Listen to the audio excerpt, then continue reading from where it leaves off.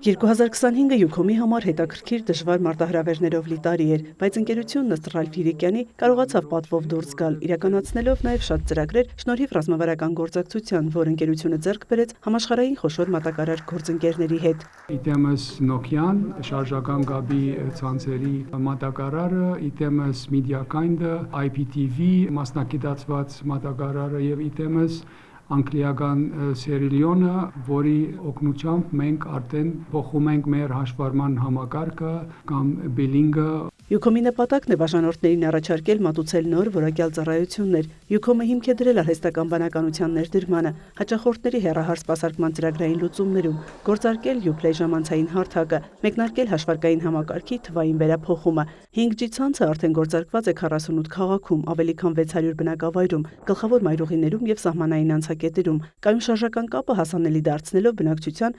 94.5%-ի համար։ Տարին ամփոփում է Ռալֆ Իրիկյանը, նշելով այս աշխատանքը կշարունակվի նաև 2026 թվականին։ Մենք աշխատանքներ տարինք ֆիքսված ցանցի վրա եւ կարողացանք ֆիքսված ցանցը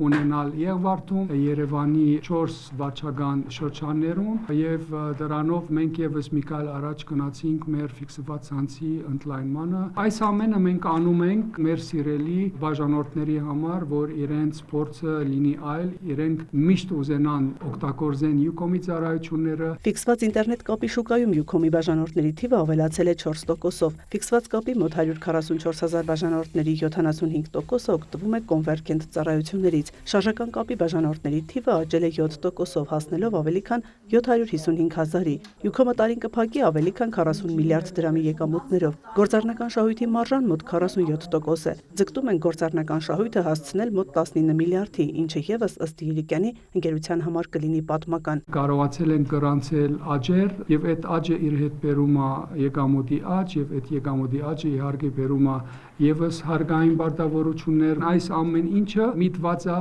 զարգացնելու բաժանորդի փորձառությունը, զարգացնելու ոլորտը, զարգացնելու տնտեսությունը եւ իհարկե դա կօգնի, որ մեր սիրելի հայրենիքնալ ինքը կնա տնտեսական զարգացման ուղիով։ 2025-ին Յուքոմը իրականացրել է ծրագրեր կորպորատիվ սոցիալական պատասխանատվության շրջանակում։ 10 գյուղում իրականացվել է կանաչ նախաձեռնություններ, այլընտրանքային էներգիայի ծրագրեր, տեխնոլոգիական կրթական ծրագրեր, տնկվել 10,000 ծառ։ 2026-ին Յուքոմը կշարունակի սահմանել զարգացման նոր նշաձող, զարգացնելով ցանցերը, ընդլայնելով կրթական եւ համայնքային նախաձեռնությունները, ներդնելով տեխնոլոգիական լուծումներ։